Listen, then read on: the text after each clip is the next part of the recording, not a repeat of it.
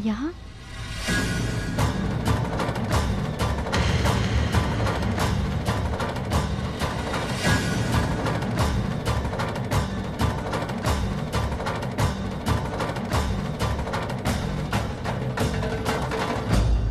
क्यों?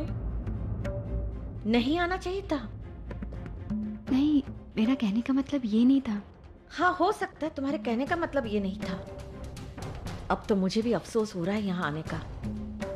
मुझे यहाँ नहीं आना चाहिए था। कम से कम ये सब तो देखने नहीं मिलता। ये सब? आप कहना क्या चाहती हैं? अब तुम इतनी भोली तो हो नहीं कि मेरी बातों का मतलब ना समझो। फिर भी तुम मेरे मुंह से सुनना चाहती हो तो सुनो। मैं अच्छी तरह से तुम्हारी असलियत जान गई हूँ। तुम क्या हो, कैसी हो और इस आदमी के साथ तुम्हारा क्या रिश्ता है, ये सब मुझे पता चल गया है। वैशाली, तुम इतने ऊंचे खानदान की बहू होकर एक बार भी शर्म नहीं आई? एक मिनट माँ, एक मिनट। कुछ भी बोलने से पहले 10 बार सोच लीजिएगा, क्योंकि आप जो सोच रही है, जो समझ रही है, ऐसा कुछ भी नहीं है। किसी ने आपको भड़काया होगा। मैं कोई बच्ची नहीं हूँ जो किसी के बहकावे में आकर ऐसी बात करूँ। खुद अपनी आंखों से देखने के बाद मैं ये कह रही हूँ। आंखों देखी बात सारी सच नहीं होती है माँ। अच्छा, अब तुम मुझे सिखाओगी कि क्या सही है और क्या गलत है? ताकि आप गलत समझ रहे हैं। ये वैशु के पैर में चोट थी, मैं बस। पाँव में चोट आई थी, हाथ में तो नहीं। लेकिन नहीं, इससे तो तुमसे सेवा करवाने का शौक है। और भी पता नहीं क्या क्या। छी, शक्ल से शरीफ दिखती हो लेकिन घटिया इंसान हो। प्लीज माँ, ये सब क्या कह रही हैं? गलत कह रही हूँ, झूठ कह रही हूँ, यही कहना चाहती हो ना तुम? तो सच क्या है वैशाली, बताओ। एक नंबर की झूठी हो तुम।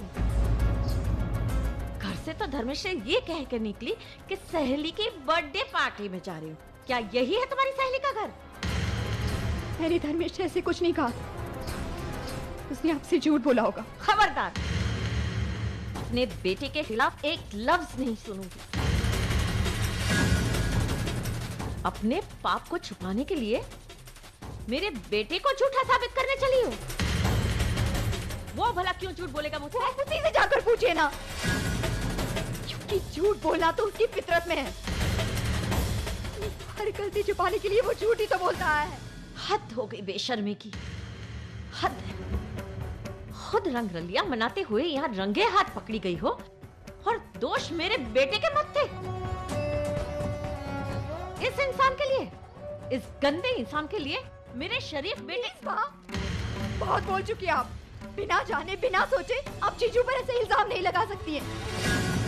और आपने यहाँ पे आके बहुत बड़ी गलती कर दी, क्योंकि आपके इन सारे सवालों का जवाब मेरे पास नहीं है। जाइए, जाकर अपने बेटे से ही पूछिए। मुझे कहीं जाने की जरूरत नहीं है। मैंने खुद अपनी आंखों से सब कुछ देख लिया।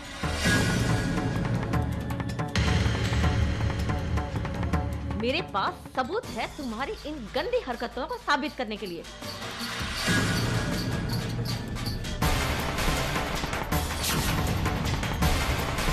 सबूत? हाँ, सबूत अभी दिखाती हूँ। जीजू, ये क्या? वैसे तुम डरो मत। क्यों, हम गलत ही नहीं है तो फिर डरे क्यों? उनको वापस आने दो, मैं उनको समझाऊंगा। तो मुझे यकीन है कि वो समझ जाएंगी। अरे वो तुम्हारी सास है, 1-2 साल से तुम्हें जानती है वो। इसी बात का तो दुख है जीजू। इतने सालों से मुझे जानती है, फिर भी मेरे बारे में इतनी घटिया बात वो कैसे कर सकती है जीजू? ये सब बोलने से पहले उन्होंने एक बार भी सोचा नहीं होगा उनके खानदान का वारिस मेरे पेट में पल रहा है। वो मेरे बारे में इतनी बुरी बात।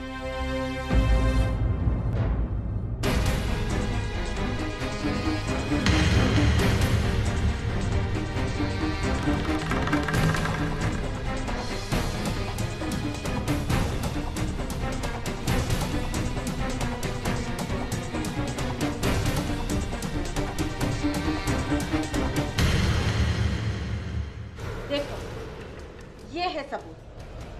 इसने एक बार नहीं, कई बार एक साथ रंग रलियां मनाते देखा है। हर पाप की साक्षी है। आप इस औरत के बारे में बात कर रहे हैं। ये 1 नंबर की शक्की और 1 नंबर की झूठी औरत है। इसकी खुद की नीयत खराब है, इसलिए हम पे ऐसा इल्जाम लगा रही है। अभी कल की बात है, पूरे चौल में इसने हंगामा कर दिया था। वो तो अच्छा हुआ कि मेरी आई और इसका कच्चा चिट्टा सबके सामने खोल के रख दिया। फिर क्यों नहीं बोला आपने कुछ? चुप क्यों थी? मैं चुप थी? जरा दिमाग पे जोर डालो। मैं चुप थी या तुम चुप थे? हाँ, अरे सारे चाल वालों ने पूछा था ना कि ये तुम्हारे घर आकर क्यों रह रही है, अपने ससुराल में क्यों नहीं रह रही है, तुम दोनों का क्या रिश्ता है? तब तो तुमने कोई जवाब नहीं दिया। अरे तुम्हारी चुप्पी ने सबको सच्चाई बता दी कि तुम दोनों का क्या रिश्ता है। अगर तुम दूध के दूल्हे हो ना तो अभी बता दो कि तुम दोनों के बीच क्या रिश्ता है। हाँ, कल तो बता नहीं पाए, आज ही बता दो। मैंने कल भी ये कहा था और आज भी ये कहता। मैं आपको बताना जरूरी नहीं समझता। काकी हमारे घर का मामला है, मैं आपको समझाता हूँ। मुझे किसी से कुछ समझने की जरूरत नहीं है। सिर्फ इस सवाल का जवाब दो कि ये यहाँ क्यों रह रही है। जानती हो तुम दोनों के पास मेरे इस सवाल का कोई जवाब नहीं है कोई एक वजह? सर उठाकर बता सकते हो कोई एक वजह? मानो अगर तुम सच्चे होते ना तो किसी भी तरह से वैशाली को समझा बुझाकर उसे अपने घर भेज देते, लेकिन नहीं, तुमने ऐसा नहीं किया क्योंकि तुम खुद चाहते थे कि वो यहीं रहे। जीजा साली के रिश्ते की आड़ में तुम दोनों की रंगरलियां चलती। ठीक है ना? जवाब दो।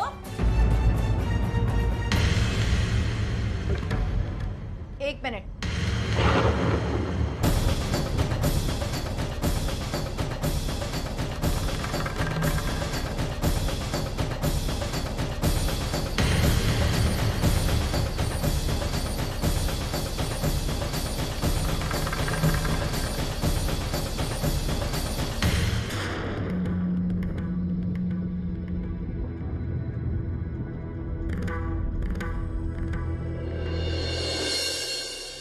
आप वजह जानना चाहती है ना, तो मैं आपको बताती हूँ। वो मेरी बहन होने की हैसियत से यहाँ रुकी और उसका यहाँ रुकना मेरी मर्जी है।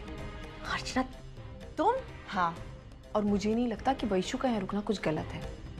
और जहाँ तक आप मानव और वैशु के रिश्ते की बात कर रही हैं, ना मैं इतना गंदा सोचती हूँ और ना मैं इस बारे में बात करना चाहती हूँ। और एक बात कहूँ, मैंने कभी नहीं सोचा था इतनी गिरी हुई सोचती हैं। हमारी सोच में कोई प्रॉब्लम नहीं है, लेकिन तुम्हारी इस बहन ने हमें ऐसा सोचने पर मजबूर कर दिया है। एक आध दिन की बात होती तो ठीक है, मैं शायद कुछ नहीं बोलती, लेकिन कई दिनों से ये यहाँ रह रही है और वो भी घर पर झूठ बोलकर। दुख की बात तो ये है अर्चना कि तुम जैसी समझदार लड़की इसको सपोर्ट कर रही है। आज आखिरी कोशिश करूंगा वैशाली को मनाने की। अगर मानती है तो ठीक है, वरना किसी न किसी फैसले पर तो आना ही होगा, क्योंकि मुझे नहीं लगता अब ये बात ज़्यादा देर तक छुपी रह सकती। इससे पहले कि वो किसी और के हाथों खुल जाए, मुझे किसी नतीजे पर आना होगा। तुम ही बताओ अर्चना, कोई भी शादीशुदा लड़की शादी के बाद अपने पति का घर छोड़कर किसी और के दरवाजे पर पड़ी रहती है क्या?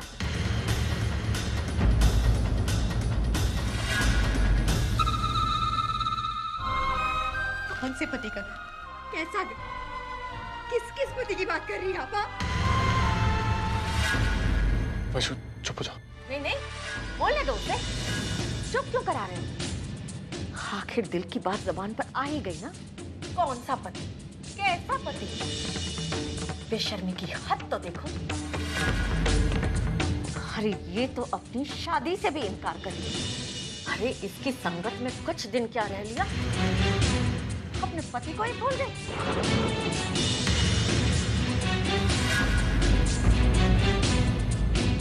घटिया परिवार की घटिया बेटी और उसके घटिया संस्कार। शायद मैंने आने में बहुत देर कर दी। मामला ऑलरेडी बिगड़ चुका है। कोई ना कोई गड़बड़ जरूर होने वाली है।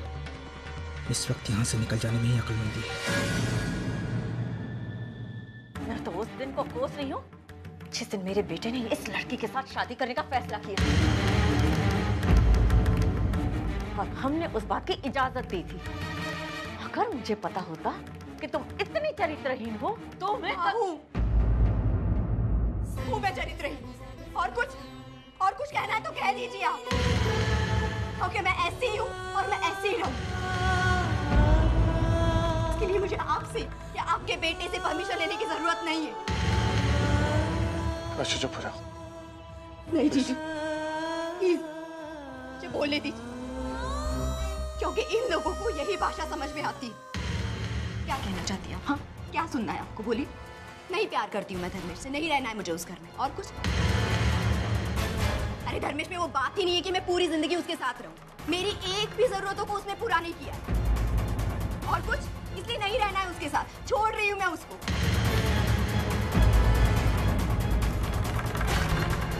अब मुझे चाहिए जैसे चाहे मैं रह सकती हूँ, जिस इंसान के साथ चाहे मैं रह सकती हूँ।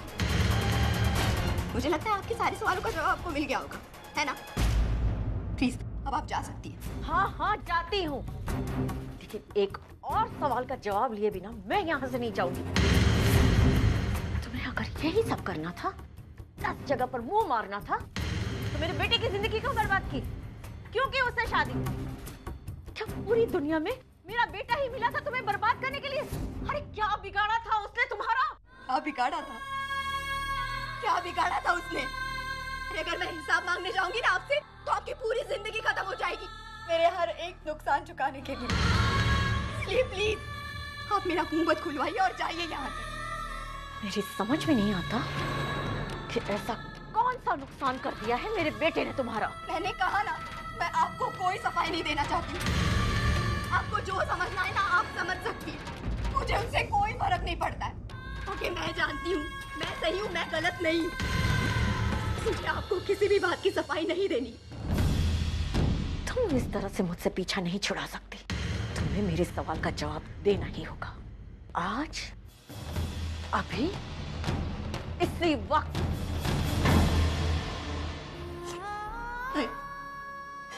मुझे माफ कर दो, मुझे माफ कर दो। मेरी वजह से आप दोनों को बदनामी सहन करनी पड़ी, आप लोगों को इतना जलील होना पड़ा, लेकिन आप लोगों को और जलील होते हुए नहीं देख सकती, और ना ही अपने आप को इतना बदनाम होते हुए देख सकती हूँ। मैं जा रही हूँ यहाँ से। कहाँ जा रही है? मेरे सवाल का जवाब दिए बिना तू कहीं नहीं जा सकती। नहीं देना है मुझे जवाब।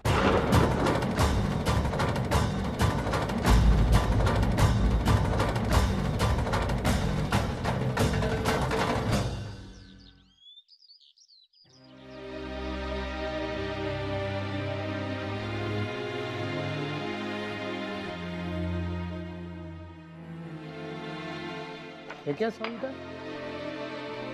ये क्या हालत बना रखी है तूने अपनी? लगता है तू 4 दिन से नहा ही नहीं है। क्या हुआ? तेरी तबीयत तो ठीक है ना? आज सुबह थोड़ी लेट उठी तो पानी चला गया। अभी दोपहर में पानी आएगा तो भर लूंगी। तभी मैं सोचूं आज पानी के नल पे हंगामा क्यों नहीं हुआ। तू जो नहीं गई थी आज चाली के लोग बहुत खुश हो गए होंगे।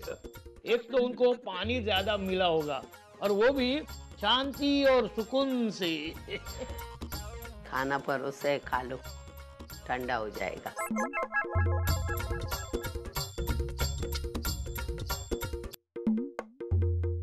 ये क्या खाना खिला रही है तू मुझे? क्या हुआ?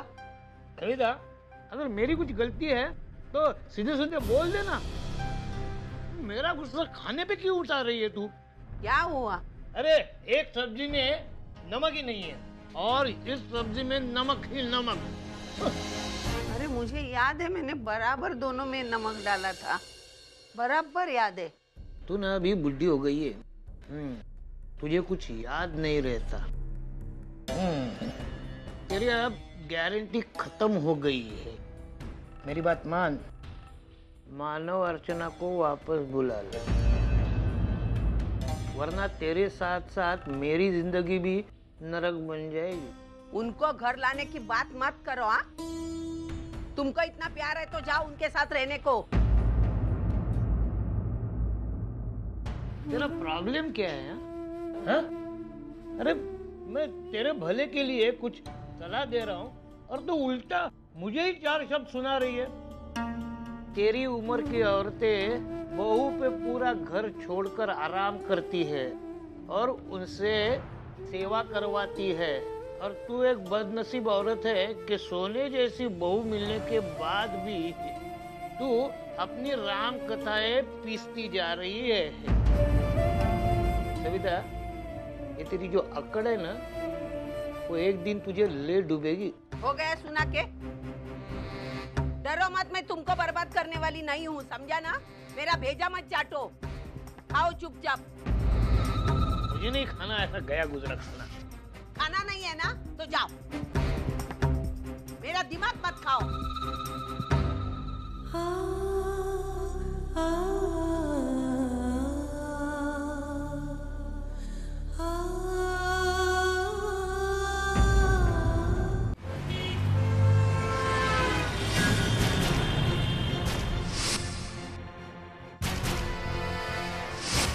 नहीं प्यार करती हूँ मैं धर्मेश से, नहीं रहना है मुझे उसके। अरे धर्मेश में वो बात ही नहीं है कि मैं पूरी जिंदगी उसके साथ रहूं। मेरी एक भी जरूरतों को उसने पूरा नहीं किया। अब मुझे चाहिए जैसे चाहे मैं रह सकूं, जिस इंसान के साथ चाहे मैं रह सकूं। मेरे सवाल का जवाब दिए बिना तुम कहीं नहीं जा सकती। नहीं रहना है मुझे जवाब। उसकी इतनी हिम्मत कि मुझसे इस तरह से बात करे। मेरा हाथ झटक के ऐसे कैसे जा सकती वो? मैं उसे छोड़ूंगी नहीं। मैं अपने इस अपमान का बदला लेकर ही रहूंगी।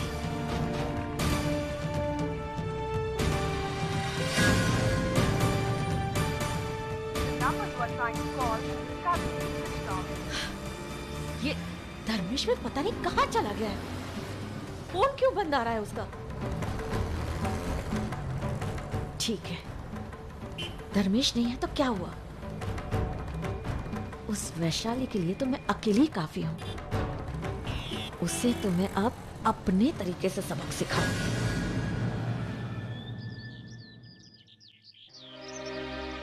एक ही पल में सब कुछ बदल गया। पिछले 1 महीने से जानबूझ के जो बात हम सबसे छुपा रहे थे, अब किसी भी वक्त सबको पता चल सकती है। सही कह रहे मानव, मैंने कभी नहीं सोचा था कि ये बात इस तरह सबके सामने है। मेरी समझ में नहीं आता मानव, लोग इतना गंदा कैसे सोच सकते हैं।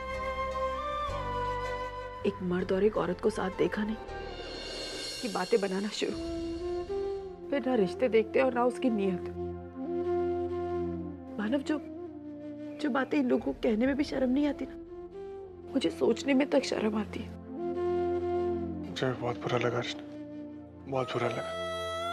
मैंने वैश्य और वंदिता में कभी फर्क नहीं समझा। दोनों को अपनी जिम्मेदारी समझ के इस घर में रखा, और मैंने सपने में भी नहीं सोचा था कि देखने वाले लोग कुछ ऐसा सोचेंगे। और वो धर्मेश की, मुझे लगता था कि वो समझदार है, लेकिन नहीं, उनकी सोच भी उतनी घटिया है जितने यहाँ के चाल वालों की है। अब तो मैं खुद चाहता हूँ कि वैशाली उस घर में वापस नहीं जाए। अब शांत हो जाइए, इतना मत सोचिए। मुझे आप पर पूरा विश्वास है और आपके लिए इतना काफी है। चलिए छोड़िए, इतना मत सोचिए इन सारी बातों के बारे में। लेकिन वैसे तो हमारी अपनी है, उसके बारे में तो सोचना होगा। पता नहीं कहाँ गई हो क्या।